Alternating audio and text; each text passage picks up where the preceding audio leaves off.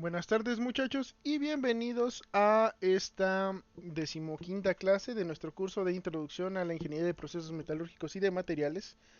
Y en esta ocasión vamos a iniciar con la unidad 4, que son los balances de energía mecánica para fluidos en procesos metalúrgicos y de materiales.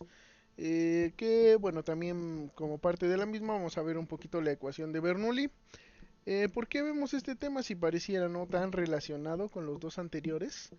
Bueno, en general, como vimos en la primera clase, hay tres fenómenos de transporte principales. Transporte de masa o de especies químicas, transporte de energía, que incluye la energía térmica, y transporte de momentum. Entonces, como una aproximación a lo que sería un balance macroscópico de momentum, vemos esta unidad, ¿no? Nosotros más que nada nos vamos a enfocar o la vamos a tomar como una introducción a lo que es la dinámica de fluidos, que vamos a ver en la unidad 5, que es que donde vemos ya balances microscópicos de momentum. eh, y bueno, vamos a ver una breve introducción, ¿sale?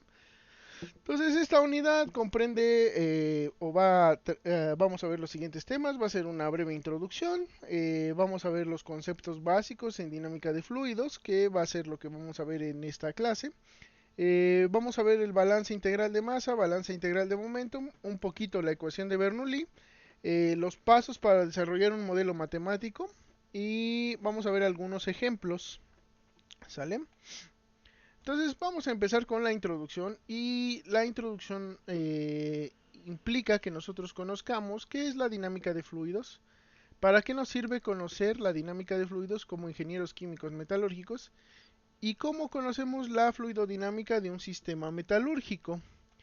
Bueno, la dinámica de fluidos estudia el movimiento de los fluidos y las fuerzas que lo ocasionan. Entonces, normalmente va a ser un balance de fuerzas, ¿sale? Para conocer el movimiento.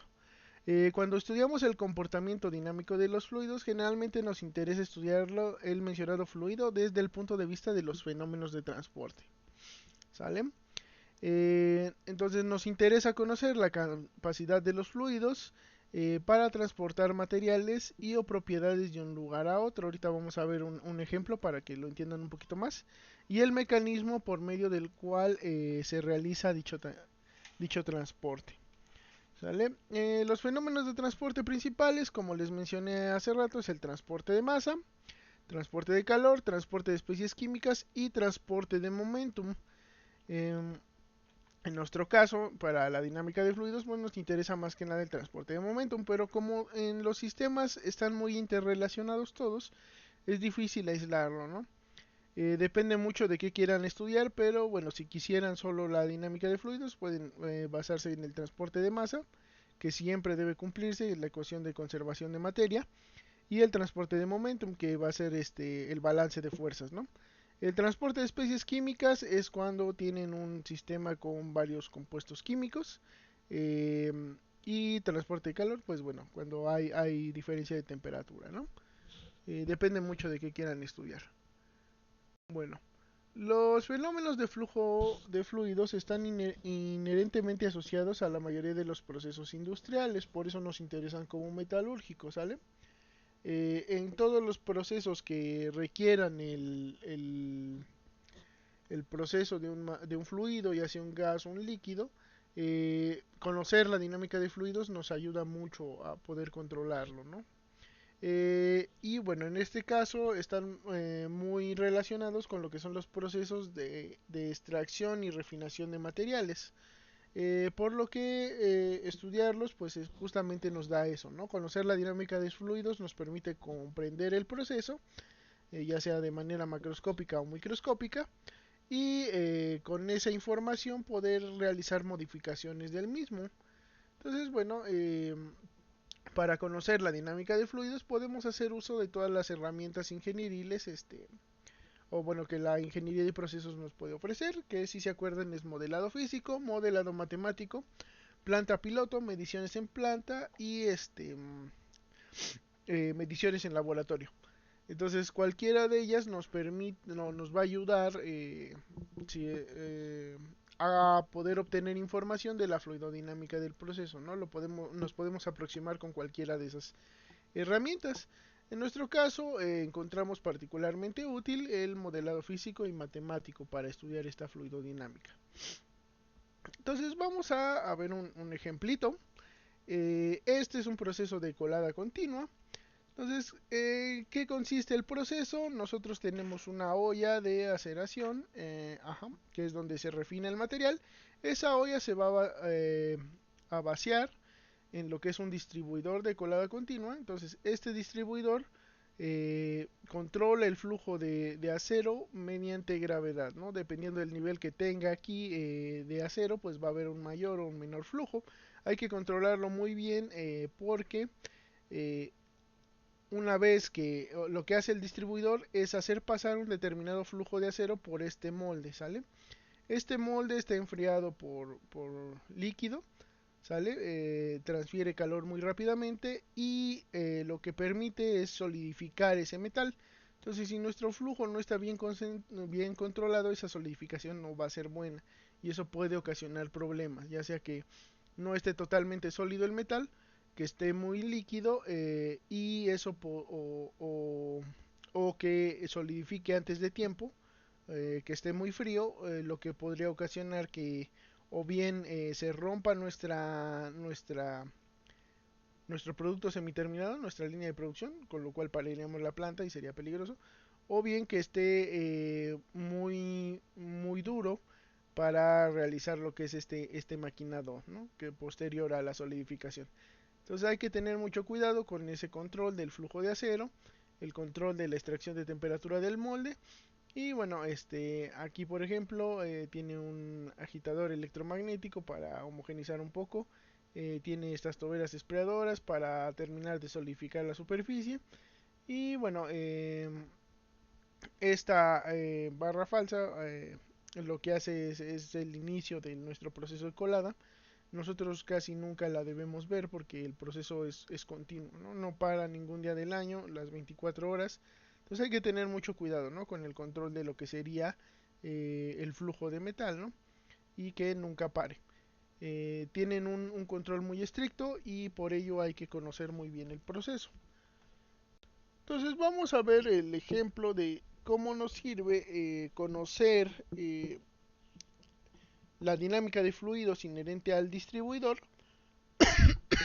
Perdón. eh, mm, Mediante, bueno, analizando un artículo que es flujo de fluidos y remoción de inclusiones en un distribuidor de colada continua, ¿no? Entonces, en este caso, el distribuidor lo simplifican de esta manera, ¿no? Va a tener una entrada que es equivalente a esta zona donde está entrando el metal líquido de la olla. Tiene accesorios que van a modificar la dinámica de fluidos. Eh, Hay diques, que están en la parte de abajo, presas que están por la parte de arriba. Y bueno, tiene adentro esta barra de contención que lo que hace es controlar el flujo, ¿no? Si se baja, se cierra el flujo. Si se eleva, el flujo continúa. Y bueno, tiene aquí una pequeña salida, que es lo que nos va a permitir llenar el molde, ¿sale? Entonces, esta es la geometría que los investigadores proponen, ¿sale? Lo que hacen es realizar este análisis mediante modelado matemático, eh, considerando un caso sin accesorios, o sea que no tenga diques ni presas, y un caso que sí contenga los accesorios, ¿no? Para ver cómo modifican ellos la dinámica de fluidos y qué beneficios tendría tenerlos o quitarlos. Bueno, en general, el modelo matemático lo que permite es predecir hasta cierto punto, eh, dependiendo de las suposiciones que nosotros hagamos, el movimiento que va a tener el fluido dentro de nuestro sistema, ¿no? En este caso, vean que sin accesorios, básicamente cae por la entrada, como no tiene nada que detenga el flujo continúa hasta la salida, ¿no? Realmente no hay una agitación, aquí ven que choca en el fondo y de esta manera se reincorpora, esto se llama recirculación, ¿sale? Que se reincorpore al flujo principal, pero la mayoría va a fluir sin problemas hacia lo que es la salida, ¿sale?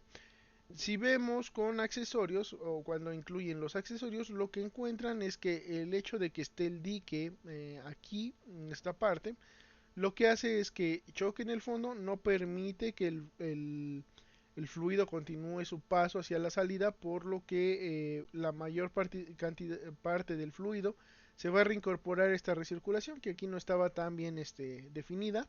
En este caso sí va a estar mucho mejor definida. Va a venir por aquí arriba y después va a seguir su camino por debajo de la presa. Tiene que volver a subir el dique y tiene que volver a llegar a la salida, ¿no? Antes de abandonar el flujo. Entonces vean que aquí el patrón de flujo es un poco más suave, aquí hay un poco más de turbulencia. Eh,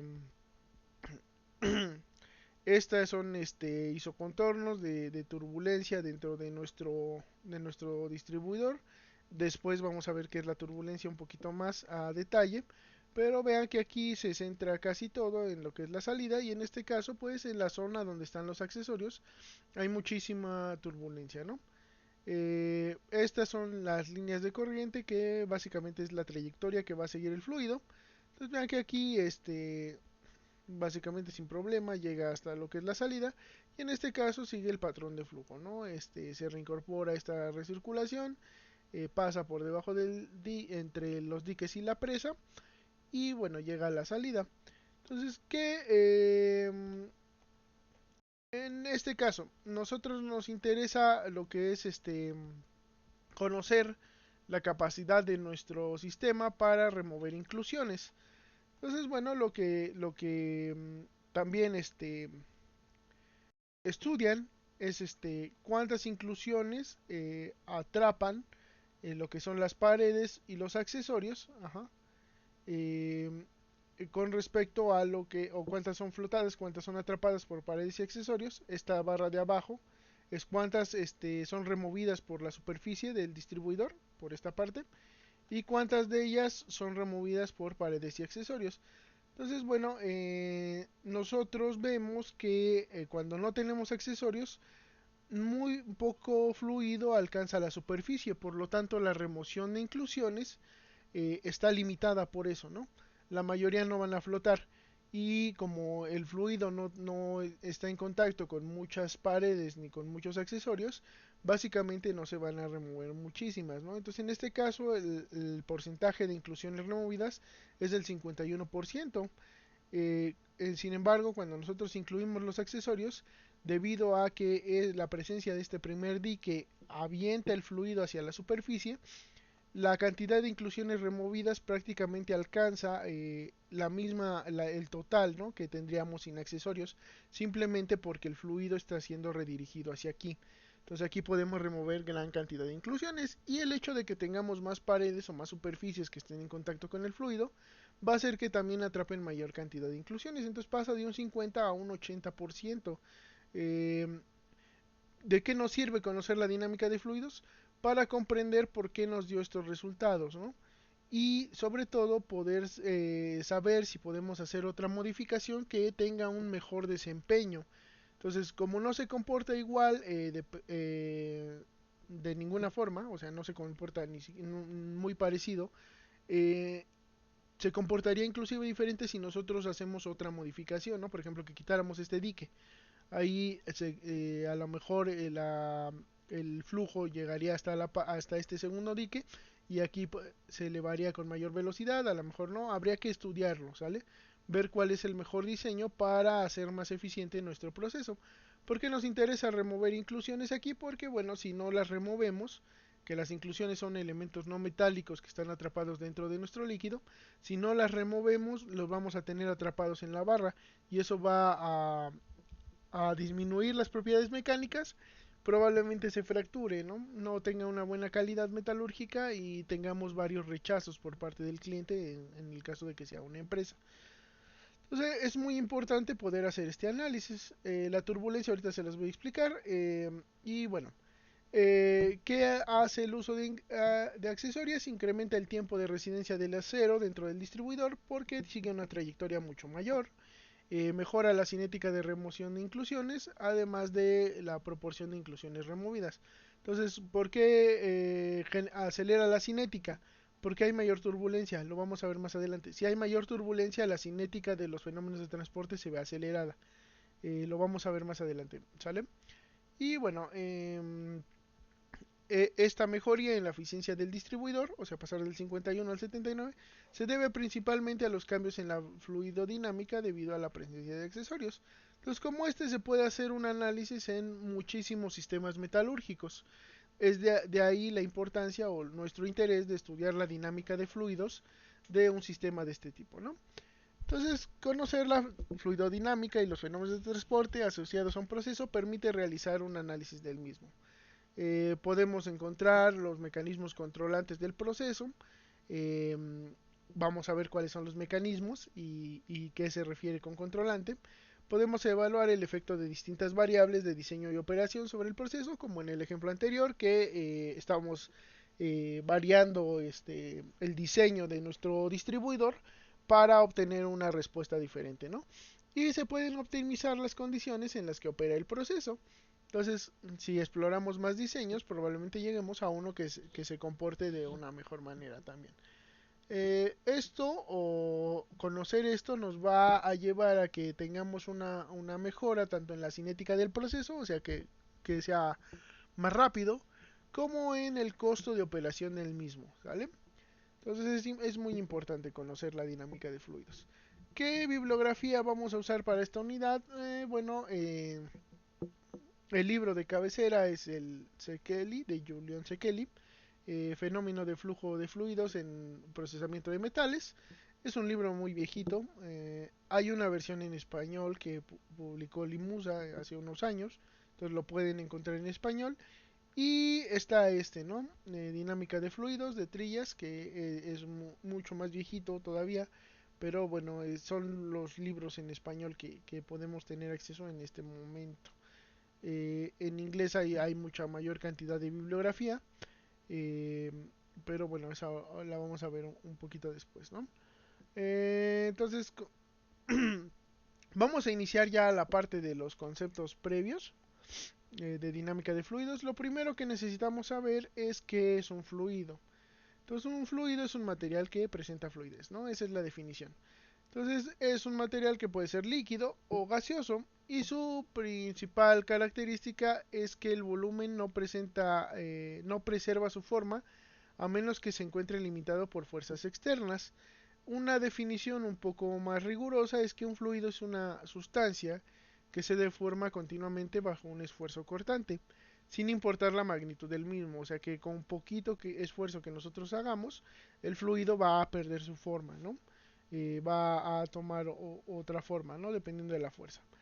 Eh, esta definición, o este par de definiciones, solo es válida para fluidos newtonianos. Vamos a ver un poquito más adelante qué es un fluido newtoniano. ¿Sale? Básicamente un fluido newtoniano es aquel cuya viscosidad no cambia con la fuerza que se le esté aplicando. ¿Sale? Después cuando veamos viscosidad les explico un ejemplo. Entonces, bueno, lo importante es que el fluido no conserva su forma y se deforma bajo cualquier esfuerzo, por mínimo que sea. Vamos a ver lo que es una fuerza. La fuerza es la masa por el vector aceleración o la derivada de la masa por el vector velocidad con respecto al tiempo. Eh, la cantidad de movimiento o momentum se define como masa por el vector velocidad. Por lo tanto, la fuerza es la derivada del momento con respecto al tiempo, ¿sale? Las unidades en las que se expresa son newtons o unidades equivalentes. Nosotros generalmente los vamos a usar en newtons, que son kilogramo metro sobre segundo cuadrado, ¿sale? A ver, eso es una fuerza, ¿no? Ahora vamos a ver un tensor de esfuerzos. Entonces, vamos a suponer un área infinitamente pequeña que tiende a cero y sobre ella vamos a aplicar una fuerza. Esta fuerza va a tener un componente normal al área y un componente cortante a dicha área, ¿sale? Dependiendo de la dirección que tenga. Entonces, delta NF, delta FN, delta FN, que es esta de aquí, es la fuerza normal al área del fluido y delta FT es la fuerza cortante al área del fluido. Nosotros entonces podemos definir un esfuerzo normal y un esfuerzo de corte. Entonces el esfuerzo normal va a ser la fuerza normal por unidad de área, cuando el área tiende a cero. Y el esfuerzo de corte va a ser la fuerza de corte entre el área transversal, ¿no? Cuando el área tiende a fuerza. ¿Cuál es la diferencia entre una fuerza y un esfuerzo entonces? Que el esfuerzo no solo considera, o bueno, no un esfuerzo, una presión, ¿no? Que es fuerza entre área, ¿no? Es lo que nosotros conocemos como fuerza entre área, normalmente va a ser una presión. ¿Cuál es la diferencia entre una presión y un esfuerzo? Que en el esfuerzo no solo nos interesa la dirección de aplicación, sino también el área en la cual se aplica. ¿Sale? No es lo mismo esta área que otra de este lado, ¿no? Va a cambiar mucho cómo se comporta el esfuerzo. En cambio, la presión no nos interesa la dirección del área, ¿no? Sobre la que se aplica, normalmente va a ser normal al área. Entonces, bueno, si nosotros consideramos un elemento en coordenadas cartesianas de fluido, también aquí podemos aplicar una cierta cantidad de esfuerzos. Entonces, en este caso, estas áreas que son normales a lo que sería X, la dirección X, nosotros podemos aplicarle tres esfuerzos. Entonces tenemos el esfuerzo XX en dirección X, el esfuerzo XX en dirección X más delta en la posición X más delta X. Entonces tenemos una notación que tiene dos componentes, ¿sale? El primero nos indica la dirección, ¿sale? En la que nosotros aplicamos la fuerza o el esfuerzo. Y el segundo nos indica hacia qué dirección es normal el área en la que estamos aplicando. Entonces en este caso el tensor XX evaluado en X quiere decir que estamos en la posición X, o sea que es esta. Esta sería la posición X más delta X, ¿sale? Las áreas. Entonces es la fuerza en dirección X o no es cierto, el primero es el área. Es el esfuerzo aplicado en el área normal a X en dirección X. Entonces tiene la dirección X, el área es normal a X. Entonces ese sería un esfuerzo normal, como vimos aquí arriba, ¿sale? Normal al área. Tenemos este otro esfuerzo que está evaluado en X más delta X, pero también es un esfuerzo XX, ¿no? Entonces va a ser el esfuerzo en el área normal a X en dirección X. ¿Sale? Hace rato se los dije al revés la notación. Tenemos el esfuerzo XY. Entonces va a ser el esfuerzo normal al área X en dirección Y. Evaluado en X. ¿Sale? Porque estamos sobre esta área. Tenemos el esfuerzo normal en el área normal a X en dirección Y, evaluado en X más delta X, ¿vale? Que es esta cara. Y tenemos finalmente los esfuerzos normales en el área normal a X en dirección Z, evaluados en X y evaluados en X más delta X. Entonces, bueno, tenemos básicamente tres esfuerzos, ¿no? Esfuerzo en el área normal a X en dirección X, esfuerzo en el área X en dirección Y y esfuerzo en el área normal a X en dirección Z. ¿Sale? En las áreas normales a Y también tenemos tres esfuerzos. Perdón. Dependiendo de, del área sobre la que se aplica, que en este caso todas son normales a Y, y de la dirección, ¿no? Entonces tenemos esfuerzo YX evaluado en Y en evaluado en Y más delta X, esfuerzo YY, ¿sale? Los YY, que son los normales. Ay, perdón. Tenemos los normales a Y en dirección X, ¿sale? Que son estos dos, evaluados en Y, que es esta cara, y evaluado en Y más delta Y, que es esta cara. Y tenemos los esfuerzos en el área normal a Y en dirección Z, evaluado en Y o evaluado en Y más delta Y. La dirección puede ser la misma o puede ser invertida. Déjenme tomar agua. Un segundo, un segundo.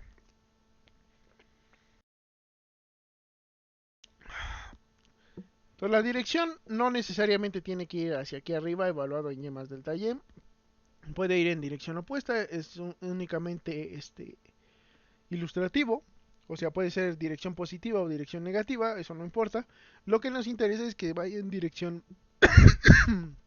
Z y que esté en el área normal a Y. Entonces, en este caso también tenemos tres esfuerzos. El esfuerzo YX, que es un esfuerzo cortante, el esfuerzo YY, que es un esfuerzo normal, y el esfuerzo YZ, que nuevamente es un esfuerzo cortante. De igual manera, en las áreas normales a Z, también tenemos tres esfuerzos, ¿sale? Esfuerzos normales ZZ, que son sobre el área normal a Z en dirección Z, esfuerzo normal, esfuerzo sobre el área normal a Z en dirección Z, y tenemos los esfuerzos cortantes, tanto en dirección X como en dirección Y. Ya sea evaluado en la cara Z o evaluado en la cara Z más delta Z. Acuérdense que este es un elemento de fluido infinitamente pequeño, ¿sale? Que tiende a cero, su volumen. Entonces Z tenemos nuevamente tres esfuerzos, esfuerzo normal en la cara normal a Z en dirección X, que es cortante, esfuerzo en la cara normal a Z en dirección Y, que también es cortante, y esfuerzo sobre el área normal a Z en dirección Z, que es un esfuerzo normal. Entonces tenemos todos estos esfuerzos, los esfuerzos X, los esfuerzos sobre el área normal a Y y los esfuerzos sobre el área normal a Z en el fluido simultáneamente. Entonces, para considerar los esfuerzos que actúan sobre un elemento de fluido con estas características, tenemos que considerar los 9. Por lo cual, definimos este que se denomina tensor de esfuerzos como los 9 componentes que podrían tener los esfuerzos que se pueden aplicar sobre este elemento infinitamente pequeño de fluido. Entonces, tiene 3 esfuerzos normales y 6 esfuerzos cortantes. ¿Cuáles son los normales? XX, YY y ZZ. Y los cortantes serían todos los demás, ¿no? XY, YZ y XZ. YX, ZX y ZY. Entonces, es importante que también conozcamos que es simétrico. Entonces, el esfuerzo YX va a ser igual al esfuerzo XY. El esfuerzo ZX va a ser igual al esfuerzo XZ. El esfuerzo ZY va a ser igual al esfuerzo YZ. Entonces, este es el tensor de esfuerzos asociado a este elemento de fluido. Y acuérdense que el esfuerzo va a ser una fuerza por unidad de área, pero en el cual nos interesa, además de la dirección, el área de aplicación, ¿sale? Nos interesa la dirección y el área. Presión.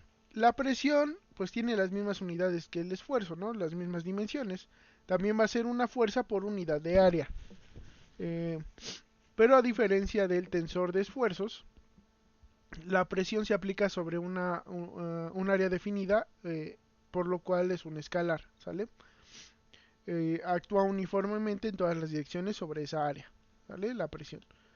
Entonces, bueno, si volvemos a considerar nuestro elemento infinitamente pequeño de fluido, las presiones simplemente tendrían una dirección, ¿sale? Entonces está la presión evaluada en X, presión evaluada en X más delta X. Tenemos la presión evaluada en el área Y y la presión evaluada en Y más delta Y, que van en la misma dirección de esas áreas. La presión evaluada en Z más delta Z y la presión evaluada en Z, ¿no? Entonces, en cuanto a presiones, a diferencia del tensor, solo tenemos 6, ¿sale? O solo tenemos 3 presiones, ¿no? Que sería la presión en dirección X, la presión en dirección X, la presión en dirección Y, que son estas verdes, y la presión en dirección Z. Entonces, bueno, si consideramos la presión que actúa en dirección X, evaluada en el punto X más delta X, la fuerza que actúa sobre el fluido debido a la presión está definida como presión por área, ¿no? Si la despejamos de aquí, ¿sale? Presión por área sería la fuerza. Entonces, la fuerza sería la presión evaluada en X más delta X por el área, que el área en la dirección X, ¿sale? Mala X, sería delta Z por delta Y, ¿sale? Entonces, este es el área de aplicación, la dirección sería X. Tenemos esta sería la fuerza. Y la fuerza neta, entonces, en dirección X sería la presión evaluada en X menos la presión evaluada en X más delta X, ambas multiplicadas por el área de aplicación. Por lo tanto, la fuerza la podíamos, por unidad de volumen, la podemos definir de esta manera, ¿no? Sería la fuerza neta entre el volumen de aplicación, de tal manera que se elimina el delta Y y el delta Z de esta expresión y nos queda que la fuerza en dirección X debido a la presión va a ser la diferencia entre la presión en esa dirección sobre la distancia recorrida, ¿no? Esta definición es igual a lo que sería una derivada, ¿sale? Eh, por lo tanto, cuando el delta X tiende a cero, esto se parece mucho a una diferencial. Por lo tanto, la fuerza en X debido a la presión va a ser la diferencial de la presión con respecto a X. De la misma manera podemos trabajar la fuerza en dirección Y debido al gradiente de presiones y la fuerza en dirección Z debido al gradiente de presiones. Eh, la fuerza debido entonces al gradiente de presión va a ser la suma de las tres, ¿sale? Entonces, ¿por qué es negativa? Porque acuérdense que la diferencial es x más delta x menos x, eh, y el punto posterior menos el anterior. Aquí por cómo se trabaja la matemática la ponemos al revés. Ay, perdón. Llegando a tener un negativo, ¿no? Entonces, la fuerza o el gradiente la fuerza debido al gradiente de presión toma esta forma. Eh, o bien podemos expresarla como nabla de presión, ¿sale? Que esto se puede expresar así. Denme un segundito.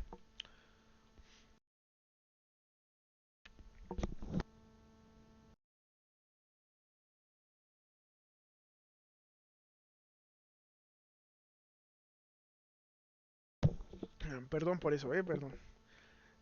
Bueno, sigue lo que es la viscosidad dinámica, que es otro concepto relacionado a la dinámica de fluidos que también tenemos que conocer.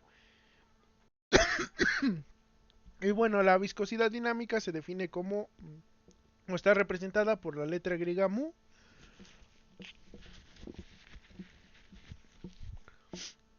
y es una propiedad que normalmente para definirla hay que pensar en el movimiento de un fluido, ¿sale? O la fuerza que se requiere en un fluido para moverlo. Entonces, en un fluido newtoniano, relaciona el movimiento del fluido con la fuerza que se aplica al mismo. En términos generales, podríamos decir que la viscosidad nos indica qué tan bueno es el fluido para transferir momentum, o qué tan bueno es para transferir esa fuerza, ya sea una fuerza debido a la presión, una fuerza debido al esfuerzo, que se le aplica al fluido. Las unidades son newton segundo sobre metro cuadrado o kilogramos sobre metro segundo, ¿sale? Las unidades en el sistema internacional. Si se van a libros más viejitos, a lo mejor lo encuentran en pois o centipois. Mm, pero bueno, las actuales son estas, ¿no? Ahora vamos a ver un ejemplo para que quede un poquito más claro. Ay, estoy moviéndole con otra cosa. ¿Qué es la viscosidad? Entonces, vamos a suponer un experimento en el cual tenemos una placa estática, ¿sale? Que quiere decir que su velocidad es cero, y una placa móvil que tiene una velocidad BP. Entonces, entre esas dos placas, que son infinitamente largas, por lo tanto no nos interesa la dirección Z, vamos a tener un fluido que llena completamente el espesor entre ambas placas, que va de y igual a cero hasta y igual a y, ¿sale? Bajo estas condiciones, la velocidad que adquiere el fluido viene dada por esta expresión, la velocidad en dirección X que adquiere el fluido, ¿no? Que es la dirección en la cual se está moviendo esta placa, que es BP por Y sobre Y, la Y mayúscula, ¿no? Que es la distancia. Eh, esta velocidad se debe a el esfuerzo aplicado sobre la placa, ¿sale? Que el esfuerzo va a ser es proporcional a la velocidad y la distancia que tiene la placa. y esa proporcionalidad nos indica que hay una constante, que en este caso es la viscosidad dinámica, que nos va a decir cuánta fuerza se requiere para tener este movimiento dependiendo del fluido que tengamos en el interior, ¿sale? La viscosidad entonces es una constante de proporcionalidad en este experimento en específico, ¿sale? El esfuerzo vendría dando por esta expresión, ¿no? Que es la derivada de la velocidad con respecto a la posición, ¿sale? Entonces el esfuerzo en el área normal a Y en dirección X, que es esta de aquí, viene dado por esta expresión. Bueno, entonces esta viscosidad, dependiendo del material que tengamos, va a ser más fácil o más difícil que se mueva, ¿no? A esa velocidad. Por ejemplo, si tuviéramos agua, no es lo mismo que si tuviéramos miel sobre las placas. Si tuviéramos miel, la miel es un material más viscoso. Cuesta mucho más trabajo o mayor fuerza mantener esta placa móvil en movimiento que si tuviéramos agua. Igual si tuviéramos un gas, por ejemplo aire, sería mucho menor, ¿no? El esfuerzo. Entonces esta viscosidad básicamente nos relaciona a eso. Ahora, ya vimos aquí que hay 9 esfuerzos, ¿sale? En cada uno de los materiales. ¿Cómo calculamos esos esfuerzos? Por medio de la viscosidad, ¿sale? Entonces esta viscosidad nos va a relacionar el movimiento con el esfuerzo, ¿sale? Entonces los tenemos en coordenadas cartesianas, los 9 componentes, acuérdense que es simétrico, entonces nos da nada más 6, pero es que estos dos son iguales, ¿no? Los tenemos en coordenadas cilíndricas y los tenemos en coordenadas esféricas, ¿vale? Entonces nos relacionan lo que es el movimiento con el esfuerzo por medio de esa constante de proporcionalidad que es la viscosidad. Entonces, en un fluido newtoniano, la viscosidad permanece constante sin importar la magnitud del esfuerzo que se aplica. En un fluido no newtoniano, la viscosidad cambia dependiendo de la fuerza que se le aplica al mismo. Eh, de esta manera, nosotros, o bueno, un ejemplo de un fluido newtoniano es, por ejemplo, es el agua, ¿no? El agua no importa qué tan fuerte yo, bueno, en condiciones normales, el agua, con un esfuerzo normal, nosotros, no importa qué esfuerzo le daríamos, el agua no cambiaría su viscosidad, ¿no? Un ejemplo de un fluido newtoniano, yo creo que lo han visto, es el experimento donde meten, hacen una mezcla de maicena con agua, y esa mezcla, si nosotros le aplicamos un esfuerzo muy grande, su viscosidad cambia.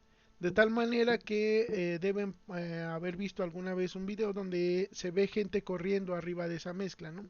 Si te quedas parado te hundes porque la viscosidad es baja.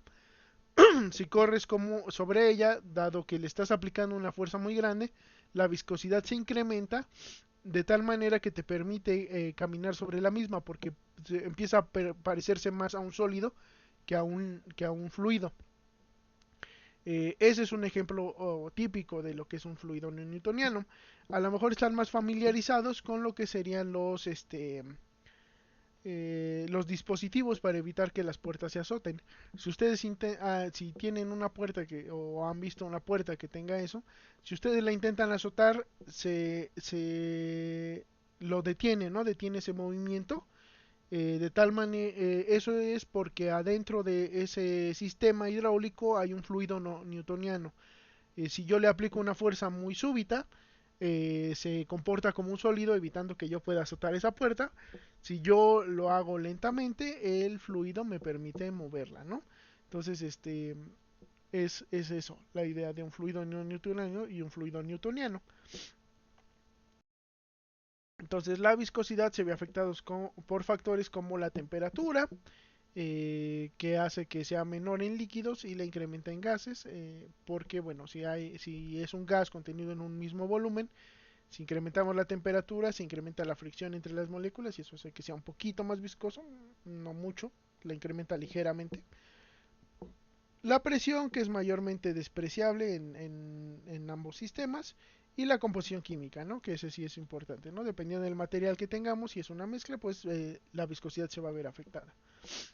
La otra propiedad que nos interesa cuando estamos estudiando dinámica de fluidos es la densidad. Y bueno, la densidad es la relación entre la masa y el volumen de una sustancia.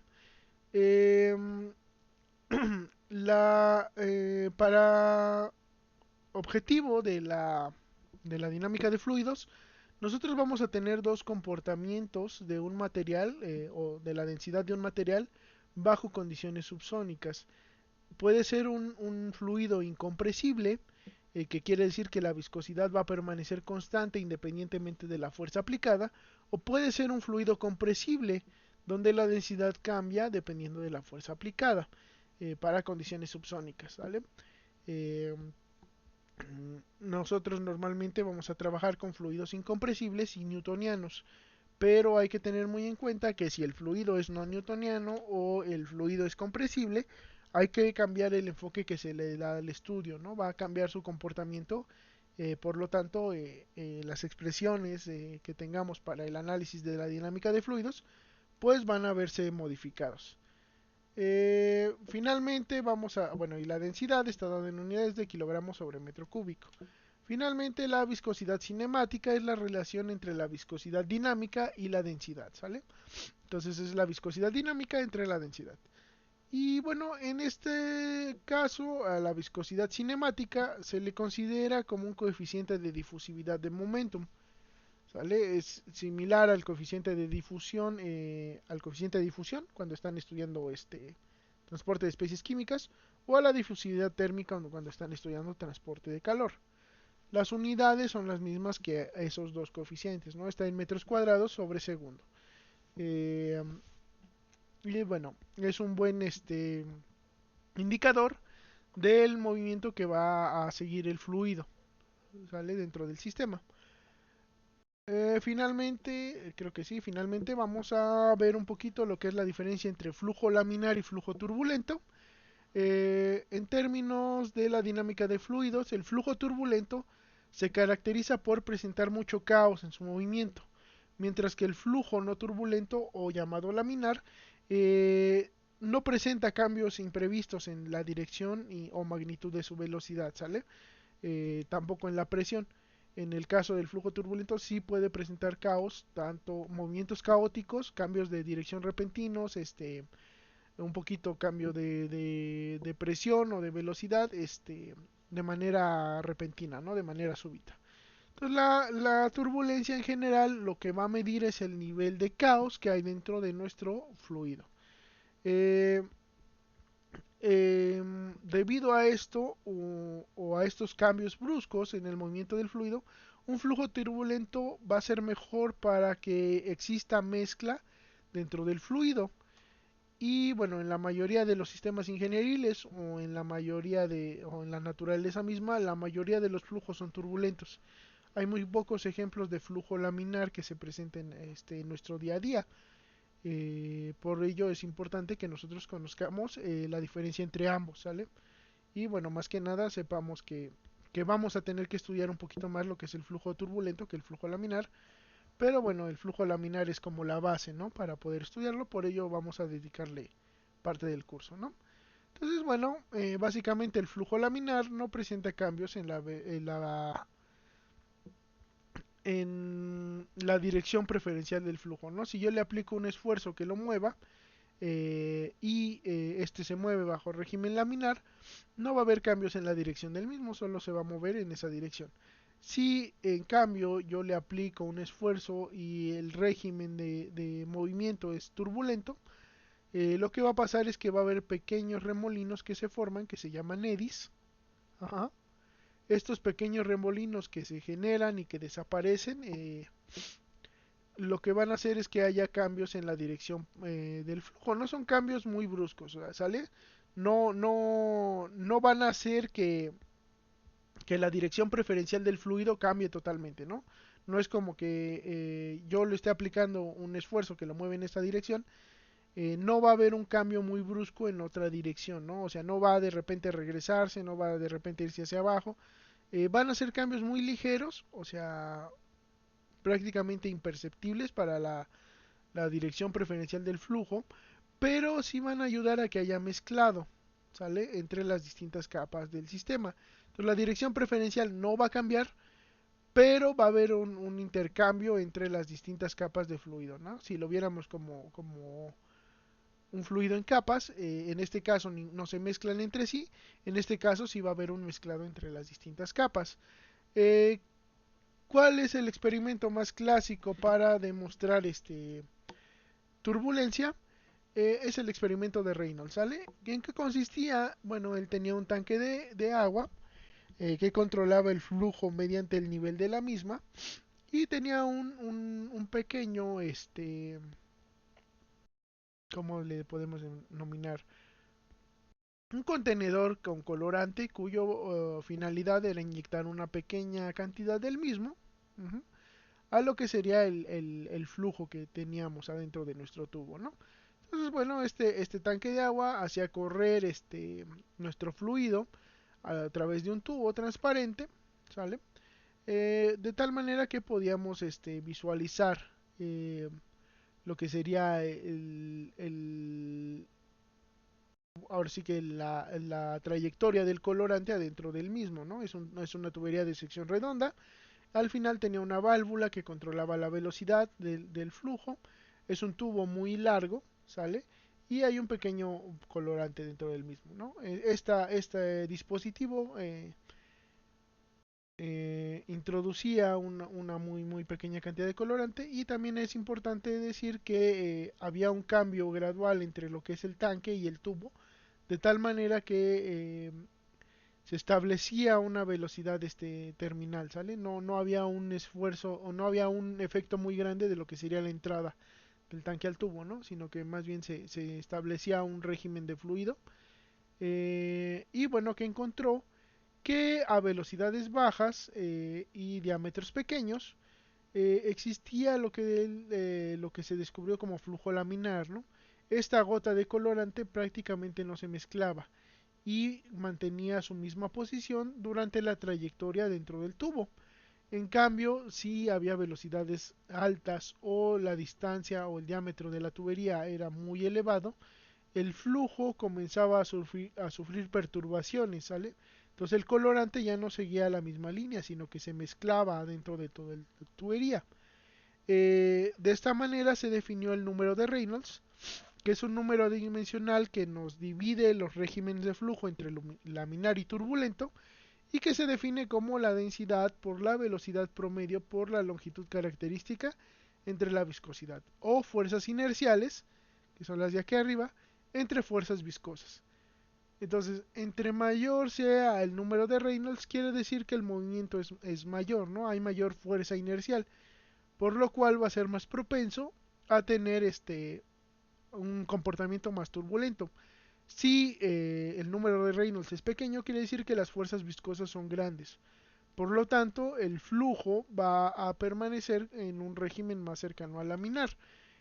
Acuérdense que esta viscosidad nosotros dijimos que era qué tan bueno era el fluido para transferir momento. Ajá. O era la constante de proporcionalidad entre la fuerza y el movimiento del fluido. Entonces, mayor viscosidad implicaba mayor fuerza para mover el fluido. Bueno, es la densidad, la velocidad promedio, uh-huh, y la longitud característica. La longitud característica varía de sistema a sistema, pero en una tubería de sección redonda es el diámetro, ¿sale? Entonces en este caso era el diámetro. En muchos sistemas, lo que les decía, la longitud característica es el diámetro hidráulico, que se calcula como 4 veces el área transversal entre el perímetro mojado. Entonces en un tubo de sección redonda totalmente lleno, que es este ejemplo, el diámetro hidráulico es el diámetro, ¿sale? Dependiendo de si no está totalmente lleno o si no es sección redonda, pues va a cambiar un poquito, ¿no? El diámetro hidráulico para una tubería. En otros sistemas, la longitud característica va a ser alguna otra longitud dentro del sistema, pero en tuberías es ese, ¿no? Es el diámetro hidráulico. Entonces el número de Reynolds para el experimento de Reynolds pues toma esta forma, ¿no? Densidad, velocidad promedio por diámetro entre la viscosidad. Y entonces aquí tenemos imágenes de lo que serían los distintos regímenes que pueden aplicarse en el experimento. Y bueno, para un número de Reynolds menor a 2300 se encontró que el régimen es totalmente laminar. No va a haber ningún mezclado del colorante dentro de lo que sería la tubería. Para un número de Reynolds entre 2300 y 4000, para este sistema, para lo que es una tubería totalmente llena de sección redonda, va a haber un régimen de transición. Empieza a haber ligeros cambios en la dirección de lo que es el fluido y va a haber un ligero mezclado, ¿sale? Y para un número de Reynolds mayor a 4000, el régimen es totalmente turbulento, ¿no? Entonces va a haber un mezclado completo de lo que sería ese colorante dentro de la tubería. Estos límites son para el flujo dentro de una tubería de sección redonda totalmente lleno. En otros sistemas, el límite del número de Reynolds para los distintos regímenes va a cambiar, ¿sale? Entonces estos son muy importantes porque muchas veces estudiamos tuberías, pero para cada sistema va a haber una diferencia, ¿no? Entonces, un flujo laminar va a tener una dirección preferencial, no va a haber mucho mezclado y en general va a tener un cambio gradual en lo que es la velocidad con respecto a lo que está cerca de las paredes y lo que está más alejado de las mismas, ¿no? Entonces esto es una parábola totalmente bien definida y en un flujo turbulento al haber un mayor cambio o un mayor transporte entre las distintas capas de fluido, va a tener un comportamiento que ya no va a ser tan parabólico, ¿no? Las paredes no va a haber tanta diferencia entre la velocidad de pared como entre la velocidad del centro, ¿no? Rápidamente va a alcanzar una velocidad muy similar, ¿no?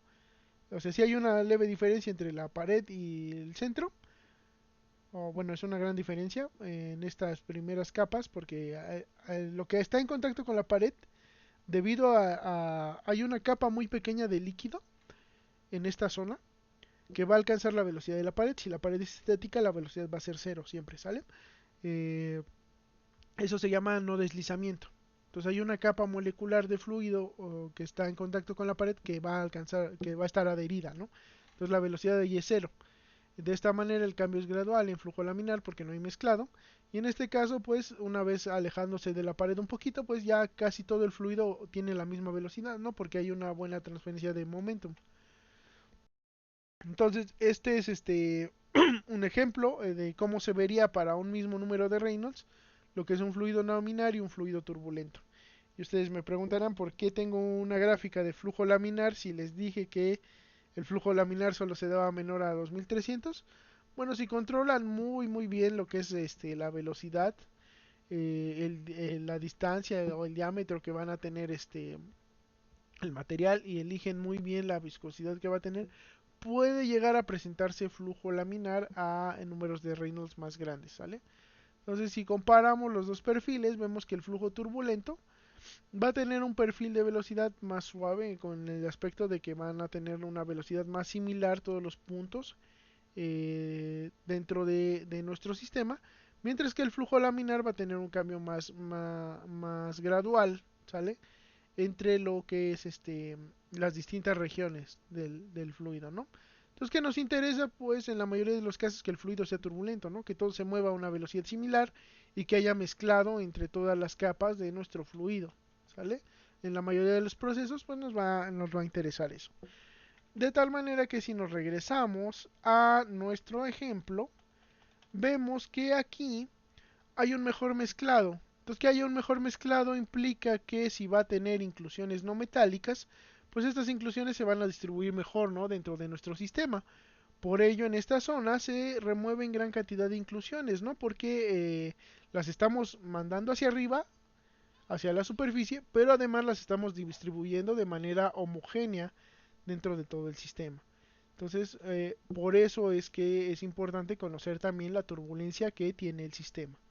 ¿Sale? Entonces eso sería todo por esta clase. Nada más como última anotación, este asociada a esta clase, también van a tener esta tabla de dinámicas de fluidos que básicamente tienen los tensores de esfuerzos en los distintos coordenadas. Perdón, estas ecuaciones de continuidad, eh, ecuaciones de Navier-Stokes que las vamos a ver un poquito más adelante. Y bueno, tiene en la parte de abajo la viscosidad de varios fluidos a distintas temperaturas. eh, Algunos longitudes equivalentes para accesorios de tubería, eso lo vamos a ver un poquito en lo que es la ecuación de Bernoulli, valores típicos de rugosidad relativa de los materiales. Y bueno, estas también son tablas de viscosidad. Este es el efecto de la composición química, ¿sale? Sobre la viscosidad. Entonces vean que este es 100% aluminio, este es 100% zinc. Entonces para las distintas aleaciones hay un efecto, ¿no? Sobre la viscosidad de las aleaciones aluminio-zinc. Y tiene este nomograma, ¿no? Que nos dice el factor de fricción en función de la rugosidad relativa y el número de Reynolds. Esto igual lo vamos a retomar un poquito más adelante. Eh, pero bueno, viene esta tabla, ¿no? Asociado a lo que es la clase. Entonces esta también va a estar en el AMIT. Lo más importante ahorita es que vean lo que son los esfuerzos, ¿sale? Que puede tener el sistema. Entonces eso sería todo por esta clase. Nos vemos la siguiente. Perdonen que esté un poco enfermo de la garganta. Pero pues es que ya nos está comiendo el tiempo y tengo que grabar las clases, ¿no? Entonces nos vemos muchachos. Hasta pronto.